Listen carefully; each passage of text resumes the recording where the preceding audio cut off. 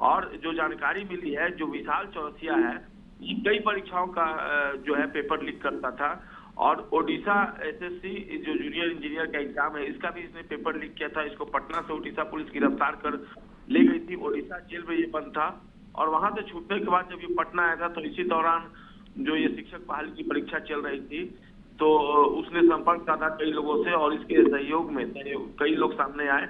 और सबसे बड़ी बात है कि कौशिक कर, जो जहां जिस प्रिंटिंग प्रेस में सिपाही भर्ती परीक्षा का प्रश्न पत्र छपा था, वो कौशिक कर जो मालिक है, उसके संपर्क में भी आ गया। और उसी प्रिंटिंग प्रेस में न केवल इस गिरोह ने इस प्रश्न पत्र को लिख किया है, बल्कि उसी प्रिंटिंग प्रेस में जहां से सिपाही भर्ती परीक्षा का प्रश्न पत्र जो छपा था, उसी प्रिंटिंग प्रेस में शिक्षक भर्ती बहाली परीक्षा का प्रश्न पत्र जो है वो छपा। तो ऐसे में ये सारा जो गिरोह है उसी से रिलेटेड है, सिपाही भर्ती परीक्षा में इन्वॉल्व था। हाँ, ये बात सही है कि जो विशाल शर्मा की गिरफ्तारी हुई है पटना से, तो उसके पास से जो पेन ड्राइव मिला था, उस पेन ड्राइव। तो संजय, क्या प्रिंटिंग प्रेस के मालिक से पूछताछ की गई है अभी तक?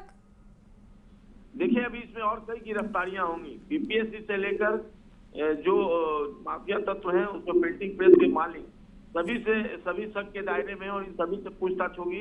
अभी तो एसआईटी का गठन ही हुआ है विशाल शर्मा के नेतृत्व में, लगातार कार्रवाई चल रही है। आने वाले दिनों में इस मामले में निश्चित तौर पर कई लोग गिरफ्त में आएंगे और उनसे भी पूछताछ की जाएगी। जी बिल्कुल संजय, लेकिन बड़ा सवाल ये बना हुआ है कि जब सिपाही भर्ती परीक्षा का पेपर लीक हुआ था, उस वक्त वो कार्रवाई नहीं की गई, और देखिए इनकी हिम्मत कि अब शिक्षक बहाली फेज 3 की परीक्षा के पेपर लीक कर दिए जा रहे हैं। निश्चित तौर पर यही तो लूप होल है। देखिए ना, सिपाही भर्ती परीक्षा में जिस तरीके से खामियां उजागर हुई थी, उससे भी सबक नहीं लिया गया। और उसी प्रिंटिंग प्रेस में उसी गिरोह ने जो सिपाही भर्ती परीक्षा के पेपर के साथ, और सबसे बड़ी बात है कि जो अब तक की जानकारी है, 500 से भी अधिक अभ्यर्थियों से 10-10 लाख का डील किया गया था। 50 करोड़ तक का ये मामला है, जिसमें आधे पैसे की उगाही जो है वो भी की जा चुकी है।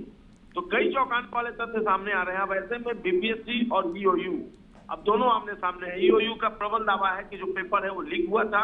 अब देखना होगा इस पूरे मामले में बीपीएससी किस तरह का रुख अपनाता है, क्योंकि बीपीएससी के भी कुछ कर्मी शक के दायरे में है और उनसे भी पूछताछ की जाएगी। इस बात के पक्की जानकारी जो है वो मिली है न्यूज़ 18 को। ठीक है।